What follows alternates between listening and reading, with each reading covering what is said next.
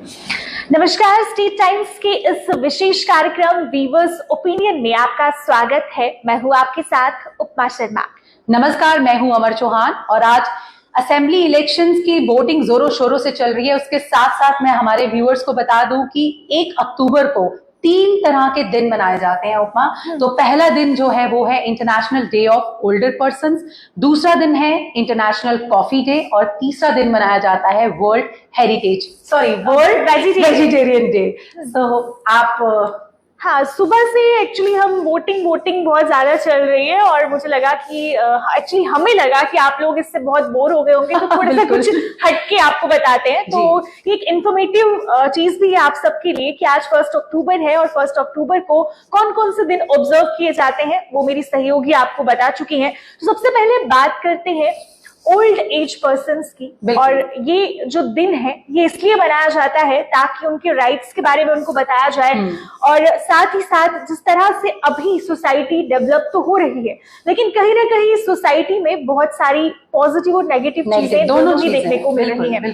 पहले वाली सोसाइटीज में ऐसा होता था कि बुजुर्गों को घर की नींव कहा जाता था और ये कहा जाता था कि घर परिवार बुजुर्गों के बिना अधूरा है। लेकिन अब जिस तरह से मॉडर्नाइजेशन हो रही है, लाइफ बहुत फास्ट होती जा रही है और लोग पहले जैसे ज्वाइंट फैमिलीज हुआ करती थी, चाचे ताया जी और बुआ वगैरह ये सब एक परिवार में रहते थे। लेकिन मुझे लगता है कि जिस तरह से न्यूक्लियर फैमिलीज बढ़ती जा रही है ना, तो कहीं ना कहीं ये दादियां और नानियां जो है ना ये सफर कर रही हैं। तो आपकी कोई ऐसी मेमोरी हमारे साथ शेयर करोगे जो दादी नानी की जुड़ी हुई हो? बिल्कुल, ये इससे जुड़ी हुई बहुत सारी ऐसी मेमोरीज होती हैं। एक्चुअली हम भी जॉइंट फैमिली में कम रहे हैं, न्यूक्लियर फैमिली में ही रहे हैं और वही साल में एक आध बार दादी के घर पे जाना होता था और दादी से अलग अलग तरह की कहानियां सुनना, उनसे बातचीत करना काफी अच्छा लगता था। और यही आजकल भी ट्रेंड है, ऐसा ही चलता है क्योंकि किसी ना किसी वजह से मैं ये नहीं कहूंगी कि लोग विलिंगली न्यूक्लियर फैमिलीज बनाते हैं, लेकिन कुछ होता है, कोई काम के सिलसिले में शिफ्ट कर जाता है या कुछ इस तरह का हर परिवार का एक अपना रीजन रहता है। लेकिन इस सब में ठीक है, आप मॉडर्न हो रहे हैं, आप होइए, आप खुद को डेवलप कर रहे हैं, आप करिए, लेकिन अपने जो रूट्स हैं उनको मत भूलिए। अगर आप अपने रूट्स को याद रखेंगे तो डेफिनेटली आप जो ओल्ड एज पर्सन आपके घर में है, चाहे वो आपकी दादी नानी है, आपके पेरेंट्स हैं या आपके चाचा ताया जो भी हैं, आप उनकी रिस्पेक्ट जरूर करेंगे। और यहाँ पर एक चीज आपसे ये शेयर करना चाहूंगी कि आपको लगता है कि जो आजकल की मॉडर्न जनरेशन है वो इस चीज में थोड़ी सी बिल्कुल सही। और ये बहुत ही इंपॉर्टेंट टॉपिक है कि जितने भी बच्चे, आज की जितनी युवा पीढ़ी है ना कहीं उन बच्चों के अंदर मॉरल वैल्यूज मिसिंग है।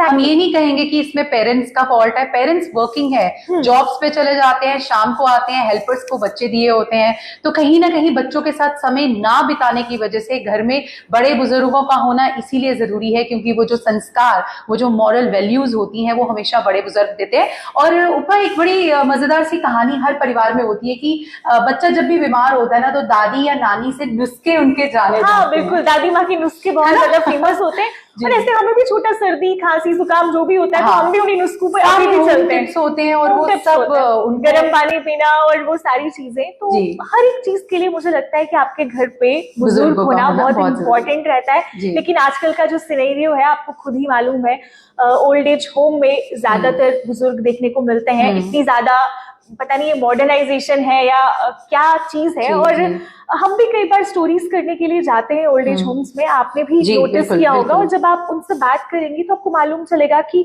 इनके बच्चे बहुत वेल फ्लोरिश्ड हैं, अच्छे सेटल्ड हैं और बहुत दुख होता है ये देखकर।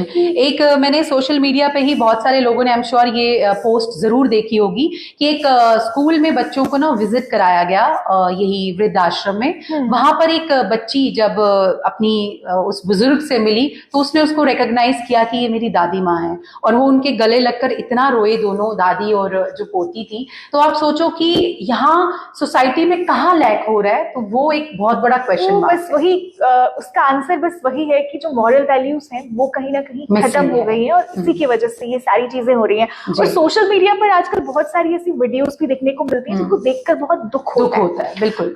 जैसे कोई बच्चे अपने पेरेंट्स को मार रहे हैं, पीट रहे हैं, घर से निकाल रहे हैं, ऐसी बहुत सारी वीडियोस आप लोगों ने भी देखी होंगी जो कि बिल्कुल गलत है। और ऐसी चीजें ना हो इसी के लिए इस दिन को ऑब्जर्व किया जाता है और लोगों को इसके बारे में जानकारी दी जाती है। बिल्कुल, और आज आपके साथ भी हमारा ये 4th एपिसोड है और हम सिर्फ आपको, आपके बच्चों तक यही मैसेज देना चाहते हैं कि वो जो संस्कार, वो जो मॉरल वैल्यूज है ना, उन्हें बनाए रखें, क्योंकि हम इंडियंस, हम भारतीय इसीलिए दूसरों से अलग हैं, क्योंकि हमारे यहाँ की जो संस्कृति, यहाँ की जो सभ्यता है ना, उसकी बात ही कुछ अलग है। अब हमने एक बड़ा प्यारा सा मैसेज तो दे दिया जो कि international day of older persons के लिए था। कॉफी की भी आप थोड़ी सी बात कर ले भाई। उपमा मेरी तो बहुत ही फेवरेट है, जितने लोग देख रहे हैं मैं बता दूं, मैं कॉफी लवर हूँ, बहुत बड़ी वाली। आप थोड़ा अपना बताएं। वैसे तो मैं चाय लवर हूँ, लेकिन कॉफी वैसे भी अब हमारी लाइफ का एक इम्पोर्टेंट पार्ट बन गई है। कई लोगों की सुबह कॉफी के बिना नहीं होती। आप किसी से मिलने जा रहे हैं तो आप कॉफी ले रहे हैं, मतलब कॉफी एक बहुत अहम हिस्सा हमारी जिंदगी का बन गई है और कहीं ना कहीं चाय को रिप्लेस कर रही है। नहीं, मैं बता दूं, जो लोग चाय पीते हैं वो चाय ही पिएंगे, बट हाँ, एक स्टेटस सिंबल भी कॉफी बन गई है कि आप किसी को लेकर जाएंगे घूमने, डेट पर लेकर जाएंगे तो चाय डेट कोई नहीं बोलेगा, कॉफी डेट ही बोला जाता है। तो ये भी एक, और हमारे जितने भी व्यूअर्स हैं, अगर कॉफी से जुड़ी हुई चीज, आपकी कोई मेमोरी है, आप जरूर कमेंट के जरिए हमारे तक पहुंचाएं, हम उस पर भी चर्चा करेंगे। और हम चाहेंगे कि इस तरह से दोनों तरफ से हमारा प्रोसेस चलता रहे। आप हमसे सवाल करें और फिर हम आपको उनके जवाब दें। बिल्कुल, और मैं चाहूंगी कि आप भी अपनी कॉफी से जुड़ी हुई कोई मेमोरी अगर आपकी है तो आप हमारे व्यूअर्स के साथ शेयर करें, जब तक कोई व्यूअर हमें कमेंट करके बताता है। बिल्कुल, मैं बता दूं, पहले तो कॉफी ज्यादा नहीं पीनी चाहिए। मैं बेशक पसंद करती हूँ कॉफी, लेकिन उसके बावजूद मैं आपको बता दूं उसमें हाई कैफेन होता है। बहुत ज्यादा इनटेक अगर आप करेंगे तो आपको हेडेक्स होंगे, आपको मतलब मल्टीपल प्रॉब्लम्स आ सकती हैं अगर आप कॉफी बड़ी ज्यादा लेंगे। तो हर चीज की एक लिमिट होती है। मैं भी दिन में एक बार ही पीती हूँ, उससे ज्यादा मैं भी नहीं पीती हूँ। तो कॉफी से जुड़ी हुई मेमोरीज तो वैसे तो बहुत सारी हैं, बट हाँ, ऑफ कोर्स नया नया ट्रेंड चला था जब वो फ्रॉथी कॉफी जो घर पे बनती है ना, तो मैंने उसका जरूर एक्सपेरिमेंट किया था। और घर पे वो थोड़ी सी रेसिपी अगर आप कहें तो मैं बता दूं, थोड़ा सा छोटा सा हम घर पे क्या एक्सपेरिमेंट मैंने किया था, हल्का सा लिक्वॉर्म पानी करके उसमें कॉफी डाली और थोड़ी सी चीनी डाल के उसको अच्छे से डीप किया। ये हम, मुझे लगता है आपने नहीं, हम सबने ट्राई किया हुआ है। तो वो मेरा जो फर्स्ट एक्सपीरियंस था ना, वो बहुत ही मजेदार था। उस दिन से मैंने डिसाइड किया कि वाह, अब मैं बाहर की कॉफी नहीं पीऊंगी और जितना आप घर पे रह के खुद बना के कॉफी पियो। तो ऐसी जुड़ी हुई बहुत प्यारी प्यारी मेमोरीज हैं। आप अगर कुछ आपसे भी जुड़ी हुई है, डेफिनेटली आप शेयर करें। हाँ, लेकिन वही जिस तरह से आपने कहा कि एवरी एक्सेसिंग इज बैड, तो कॉफी को भी थोड़ा लिमिट्स में लेकर ही आप पिए। और जैसे कि आपने कहा स्टेटस सिंबल भी बन गई है कॉफी। पता नहीं, वैसे मतलब है ऐसा थोड़ा सा हो गया है, थोड़ा एक लोगों को लगता है, पर ऐसा कुछ नहीं होता। ये बस कहने की बात है, वही स्टेटस सिंबल एक बन गया हुआ है। लेकिन ठीक है, अगर आप कॉफी ले रहे हैं तो इट्स गुड, लेकिन अपने हेल्थ को ध्यान में रख कर लें। क्योंकि अगर मैं अपनी बात करूं तो मेरे को कॉफी टोटल बंद है, और मैं, हालांकि मुझे कॉफी की फ्रेग्रेंस बहुत पसंद है, पर due to some health issues मैं ज्यादा नहीं ले सकती। तो इसीलिए मैं आपको यही सजेस्ट करूंगी कि कम पीजिए। दैट्स ट्रू कि excess of everything is bad. अगर आप कोई भी चीज दिन में, अगर चाय भी आप ज्यादा पियेंगे आपको वो भी खराब लगेगी। सेम कॉफी है, सेम बाकी ड्रिंक्स है। तो आप कोई भी, अगर आप कॉफी पी रहे हैं, चाय पी रहे हैं, थोड़ा सा उसको आप अपना इंटेक जो है कम रखें।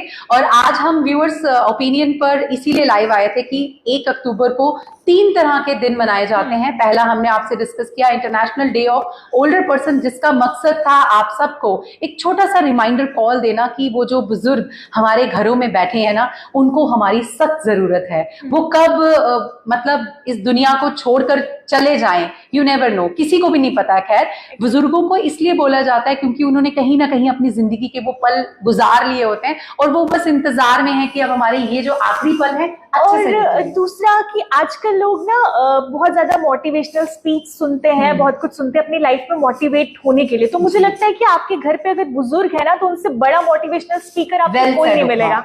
और जितनी अच्छी चीजें और जितने लाइफ के एक्सपीरियंसेस आपको उनसे सुनने को मिलेंगे, तो मुझे लगता है कि उससे ज्यादा आपको और कहीं पे भी नहीं मिलेगा। तो मोटिवेशनल स्पीकर्स को आप सुनते हैं, बहुत अच्छी बात है, लेकिन आपके घर में अगर दादी नानी है, आपके पेरेंट्स हैं, तो आप उनसे भी थोड़ा, उनके साथ थोड़ा टाइम स्पेंड कीजिए, उनकी लाइफ की एक्सपीरियंसेस लीजिए।